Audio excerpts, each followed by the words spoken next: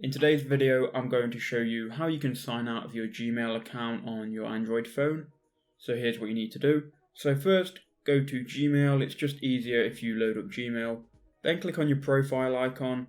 Then you should see all of the emails that you've got on your Android phone. Here you can then go to Manage Accounts on this device. Once you've done that, it's going to take you to the Accounts section on your phone. And this is going to be specific to Android, by the way. So when you're in the account section, you can then simply click on any email address. So I'm going to click on this one here. You can then click remove account, and bear in mind I'm removing Quantech Online. So I'm going to click remove account, then remove account again. And it's now gone from my emails. I can now open up Gmail again, and you can see that when we load up the email is no longer there. And that's all you've got to do, guys. So if that video did help you out, please do leave a like, please do subscribe to the channel.